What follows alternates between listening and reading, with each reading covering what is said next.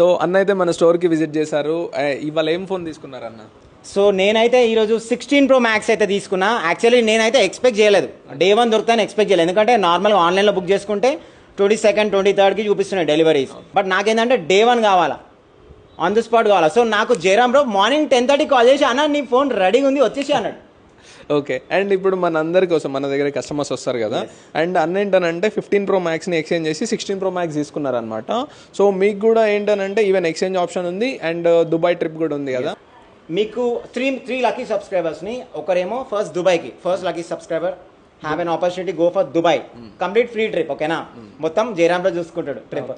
Second lucky సబ్స్క్రైబర్కి వచ్చేసి gold ring అనమాట, వామ్మో నాయన.